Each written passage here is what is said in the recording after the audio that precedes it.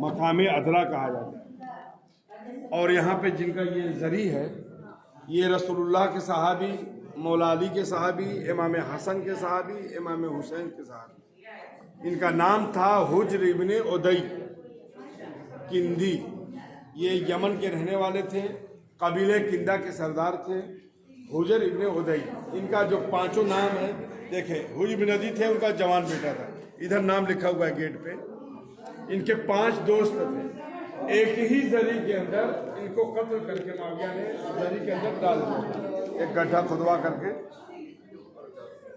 और मौला अली ने अपने दौरे हुकूमत में 3 जंगें लड़ी हैं, जंग जमल, जंग नहरवान, जंग सिफ़ीन। तो ये हुज्र इब्न उदई ये तीनों जंगों में मालिक अश्तर राइट से लड़ते थे, मौला अली बीच में लड़ते थे, हुज्र इब्न उदई बाईं साइड से लड़ते थे। तो इंसान दाहिने और बाएं किसको रखता है? जिसके ऊपर भरोसा होता है। ये मौला अली के काबिल भरोसा, काबिल एतमाद सहाबी थे, जैसे जनाब सलमान, जनाब अम्मार, मिसम तम्मार, मालिक अश्तर वगैरह सहाबी थे। वैसे हुज्र इब्न उदई एक अच्छे जलीलुल कद्र पहुँचे हुए इबादत गुजार सहाबियों में से बहुत अच्छे सहाबी थे।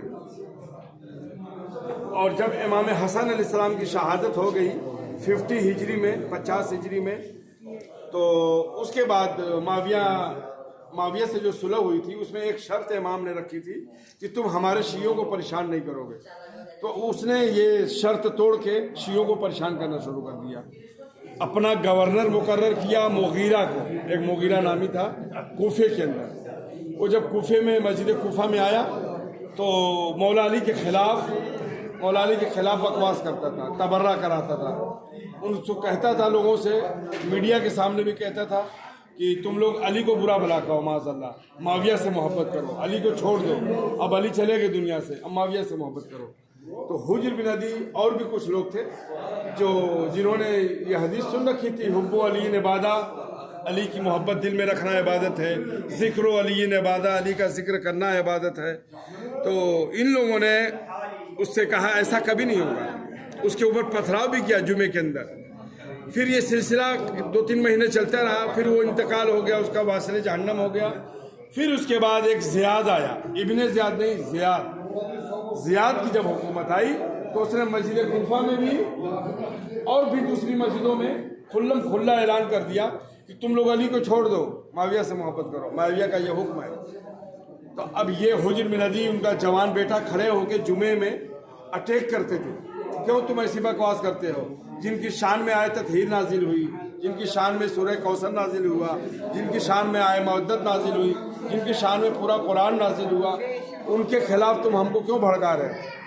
और उसने जुमे का खुतबा भी लंबा कर दिया, 2-2 घंटे का, अव्वल वक्त नमाज का निकल जाता था।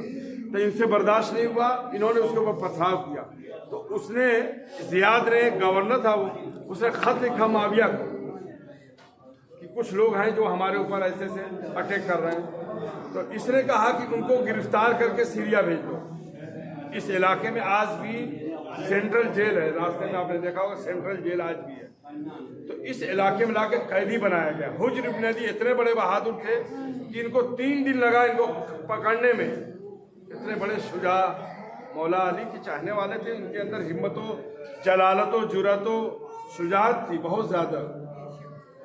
जब कैदी बना करके लाए गए तो यहाँ से दमिश्क है 25 किलोमीटर, बीबी ज़ैनब का रोज़ा है 40 किलोमीटर। तो दमिश्क से माविया इनसे मिलने आया, दमिश्क से आया माविया मिलने और कहा कि क्यों नहीं ज़ियाद की बात मान जाते, मेरी बात, तुमसे मोहब्बत करो, तुम देखो तुम्हारा एक नाम है, तुम बहुत बड़े आदमी, बुजुर्ग सहाबी हो, तुम अगर कह दोगे लोगों से कि अली को छोड़ दो तो सब छोड़ देंगे, मुझसे मोहब्बत करने लगेंगे। तो इन्होंने कहा ऐसा कभी नहीं हो। उसको भी बिल्कुल अपना फैसला सुना दिया। तो माविया ने कहा कि कत्ल के लिए तैयार हो जाओ।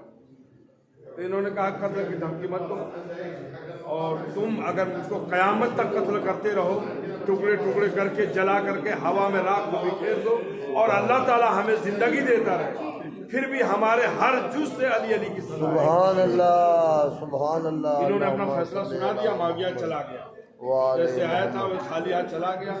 उसके बाद जल्लाद को भेजा मगरिब के वक्त जब जल्लाद आया तो हुज्र इब्न उदई ने कहा कि हम मगरिबैन की नमाज जब पढ़ लेंगे उसके बाद कत्ल करना। तो जब मगरिबैन की नमाज पढ़ चुके तो हुई मेरे दीदी कहा पहले मेरे जवान बेटे को मारो, मेरा जवान जो बेटा है इसको कत्ल करो अली के नाम पे। क्यों? इसलिए कि हो सकता है अगर तुम मुझे पहले कत्ल करोगे तो मेरी मौत देखकर मेरा बेटा कहीं बदल न जाए, अली को छोड़ न दे, हमारे मौला को छोड़ न दे। हर इंसान को माल का और औलाद का हिसाब देना है। तो हुज्र नदी ने देखिए कितने बड़े जिगर की बात है, जवान बेटे को अपनी निगाहों के सामने अली की मोहब्बत पे कुर्बान कर दिया। सुभान अल्लाह। आज हमारे सामने वाक़या करबला मौजूद है। कोई जवान मर जाता है, बूढ़ा मर जाता है, औरत मर जाती है तो हम वाक़या करबला बीबी ज़ैनब का मसाइल सुन लेते हैं, जनाब अकबर का मसाइल सुन लेते हैं। मगर हुज्र बिन नदी वाक़या करबला से 10 साल पहले 61 में करबला हुई, ये 51 का वाक़या है। 10 साल पहले करबला से पहले इन्होंने जवान बेटे की कुर्बानी पेश की। और जिस रास्ते से हम आए हैं, जब असीरों का काफिला कैदी बना करके लाया जा रहा था तो इधर से गुजर हुआ। हुज्र नदी के यहाँ कब्र मौजूद। हुज्र नदी बेहतरीन और अच्छे यमन के रहने वाले थे। जब मौला अली की हुकूमत कूफे के अंदर आई तो वहाँ आकर बस गए। एक है हातिम ताई, हातिम ताई की नस्ल से थे बताया जाता है। हातिम ताई के अंदर सखावत थी, नौशीरवान आदिल के अंदर अदालत थी। ये दोनों चीज़ें अच्छी हैं, सखावत भी अच्छी चीज़ है, अदालत भी अच्छी चीज़ है। तो अल्लाह ने चाहे ये काफिर थे, हातिम ताई काफिर था, नौशीरवान आदिल भी काफिर था, मगर अल्लाह ने उनको अजर ये दिया कि देखिए हातिम ताई की नस्ल में हुज्र नदी को पैदा किया, नौशीरवान आदिल की नस्ल में बीबी शहरबानों को पैदा किया। तो जब इनके जवान बेटे को मार दिया, इनके 5 दोस्तों को मार दिया, इधर नाम मौजूद है जो गेट पे लिखा हुआ है ग्रीन कलर से। फिर इन्होंने रात भर की इबादत के लिए मोहलत मांगी, मैं इबादत करना चाहता हूँ। जब फजर की नमाज के बाद जल्लाद आया, कहा कि अब कत्ल के लिए तैयार हो जाओ, तो उन्होंने एक वसीयत की कि जब तुम मुझे कत्ल कर देना तो मेरे हाथों की हथकड़ियाँ, पाँव की बेड़ियाँ छोड़ देना। और एक हदीस में मौला अली ने 21 रमज़ान को जो वसीयत की इमाम हसन से, उसमें एक जुमला फरमाया है, जितना बड़ा भी दुश्मन हो उसको कत्ल करो तो उसके टुकड़े टुकड़े मत करो, जिस्म के टुकड़े टुकड़े मत करो। मगर माविया इतना मलून है कि इनको टुकड़े टुकड़े करवा दिया, जिस्म के टुकड़े टुकड़े पारा पारा करवा के। और ये भी हुज्र बिन नदी के बारे में और जनाब अम्मार के बारे में रसूल खुदा की पेशनगोई की थी। ये थी कि ऐ अम्मार, ऐ हुज्र, तुमको एक बागी गरोह कत्ल करेगा, एक बागी गरोह कत्ल करेगा। तो जब जंग सिफीन में अम्मार यासिर शहीद हो गए तो अमरियास ने माविया से कहा हम तो बागी हो गए, अम्मार शहीद हो गए। हुज्र नदी को इसने कत्ल कराया है। देखिए 2 बागी, अल्लाह की नज़र में, रसूलुल्लाह की नज़र में, दीन इस्लाम की नज़र में। और रसूलुल्लाह ने यह मना किया किसी को भी मारो तो उसके जिस्म के टुकड़े टुकड़े मत करो वरना तुम बागी कहलाओगे। ये कितना बड़ा बगावत का मरकज है माविया। और जब इन्होंने वसीयत की मेरे जिस्म से हथकड़ी बेड़ी को अलग न करना, मैं ऐसे ही रसूलुल्लाह से क़यामत के दिन मुलाकात करूँ। इतनी बड़ी वसीयत। हुज्र नदी की ज़िंदगी से एक नतीजा निकलता है, हुज्र नदी दुनिया से चले गए, शहीद हो गए, अली के नाम पे जान दे दी, मगर कभी भी न इबादत का साथ छोड़ा न मोहब्बत।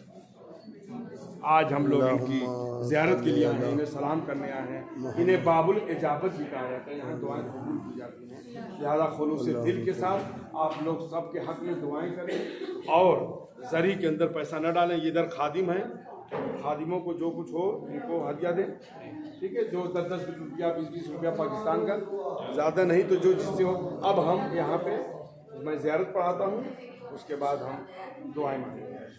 ज़ियारत पढ़ते हैं अपनी तरफ से, घर वालों की तरफ से कुर्बतन अल्लाह।